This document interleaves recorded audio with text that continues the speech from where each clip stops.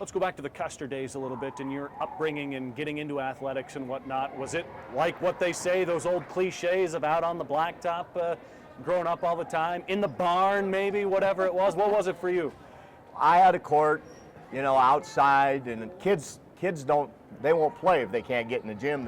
Back then we had to play outside. We had to shoot the ball, adjust it to how the wind was blowing that day.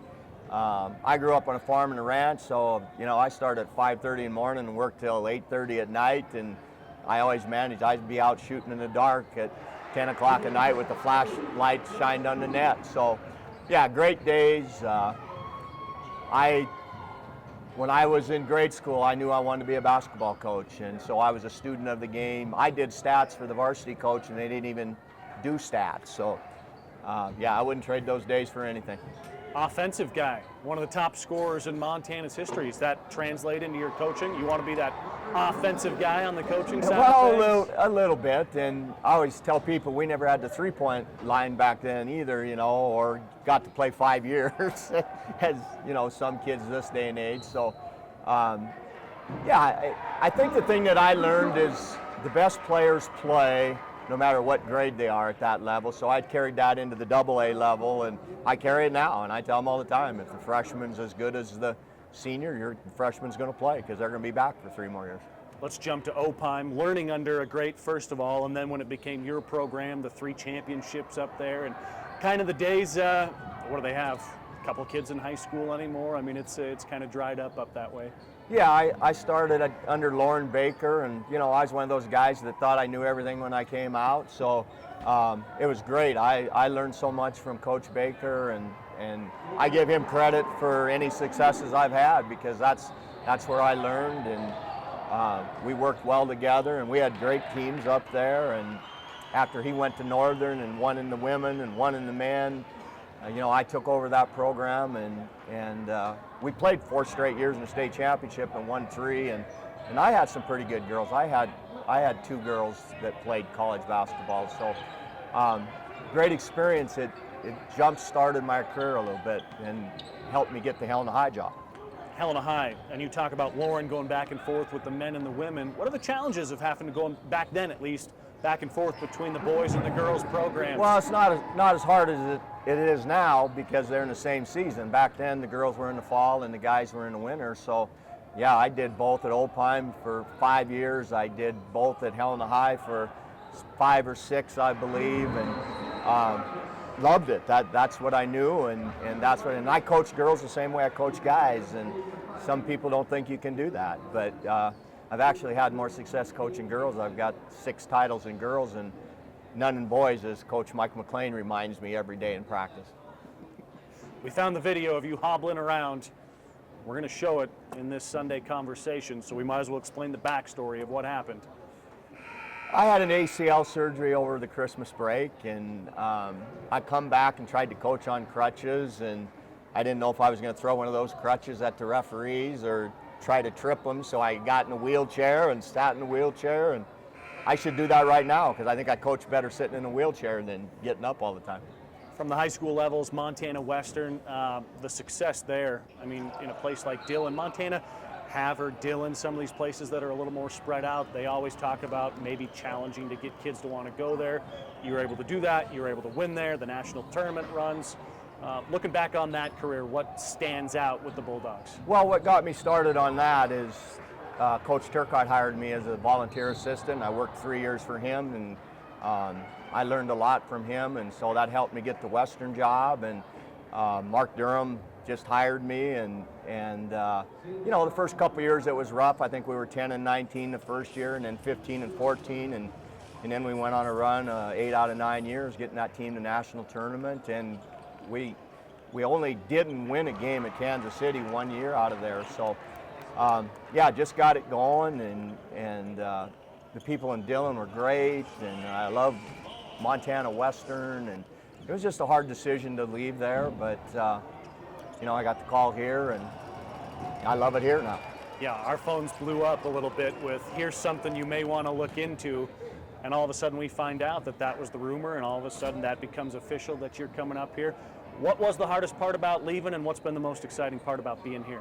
Well, just the relationships you had and the program was going, and we had a lot of guys back, and probably would have, for sure had a chance to win our league. And but we got more opportunities here. We got more scholarships. Our administration is behind us 100%. We got great athletic directors and Doug Hashley and Dave Gant, and they're ex-coaches, so I think that helps too. And I like the progress we made. We're 17-10 currently, and we got tough games this weekend, but if we could somehow get to 19-20 wins, we got a shot to go back to Kansas City, and ultimately that's what we're trying to do, is get to that national tournament. Tournament time, high school tournament time. It's Christmas right now in February and March. For you guys as recruiters and trying to get an eye on those next level prospects, how much fun is it for you guys to bounce around, having to drive through the snow and all this stuff, but getting a chance to see if any of these kids, you get to see them in person and see if they'd be a good fit for the program? Well, I love tournament time in Montana, high school basketball, and I go whether there's anybody, we don't have anybody we're looking at or not, and I try to go. Tomorrow I'm heading to Butte, and I try to hit 3 state tournaments once they come around, and just like to I know so many people and have developed so many relationships over the years. It's great to see people, and it's just a good time of the year. Boys, girls, doesn't matter to me. I was here watching Belton Box Elder playing this afternoon. We talked about Gary Turcotte, talked about Lauren Baker, we talk about Steve Keller, these coaching trees.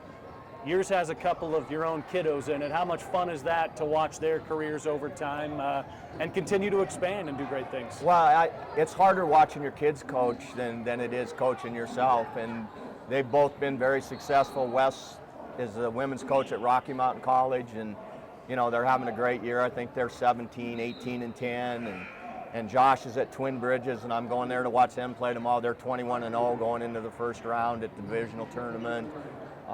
In with Manhattan Christian and Arley, of course, who have been there the last 2 years. So just proud of those guys. And then I had a lot of guys that played for me. Jordan Overstreet's at that tournament. He's the women's coach at Ennis. And Mike Petrino was here today. Nobody knows that Mike Petrino was one of my assistants, and Chris Mowat at Northern was one of my assistants. So Coach Turcotte's got a big tree, like I told you before. We have big coaching trees because we're getting old.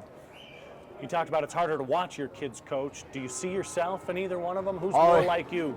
Yeah. Wes is more like me. They're both very intense, but Wes and I always got to try to get the last word in, and that doesn't work with the refs all the time. You would think I'd learn that eventually, but apologize to all the refs, nothing personal. I yell at all of you, equal opportunity. Little scare earlier this season, obviously, to have to take a step back and kind of evaluate things. We had a chance to talk with you. Tom Wiley chatted with you a little bit afterwards, but what goes through your mind is something like this? You want to see this team continue to succeed and all that, and you want to keep doing it no matter how old you are, but relaxing a little bit and maybe don't yell at the officials as much. Yeah, I'm working on it, but it's a work in progress. I've been coaching since 1978, so there's 40-some years of stress, and the stress builds up, and I guess what they say. And but I've been fortunate, been close to hospitals and had it. And I have 6 stents now, and I feel better, best I've felt in a long time. So I'm gonna keep doing it as long as I can. I love what I do, and it's my passion. If you've been coaching for 41 years, that puts you around 55 years old. So how much longer do you see yourself doing it? Well, I kind of promised Doug Hashley that I would stay till Jackson got done, and Jackson's had a great year, and he's a freshman. So, we're looking at 3 or 4 more years, and I just don't know what I would do. If I'm not coaching, and so I'm going to say that, at least 3 more years. We'll see how it goes. We've watched you golf. We know that's not in your future in retirement. I'm going to ask you the hardest question last here. Just looking back on these 4+ decades, what stands out the most at any of these stops, any of the championships, any of the national tournament runs, any of those coaches that you've kind of taken under your wing and are now on their own? What really stands out about this career that you kind of want it to be remembered for? Well, I think the thing that I like is how, a lot of the players don't understand at the time what you're about and why you're so tough on them, and they get it when they're done, And my biggest thing, and I got a text from one of my players last night about how he hadn't had a father figure in his life for a long time, and he appreciated me taking that role for him. And all these coaches stay in contact with me and call me, and so that's what's important to me. I know everybody thinks it's wins and losses, and it is important to win for me, but those long-term relationships are so important to me, especially at this point in my age.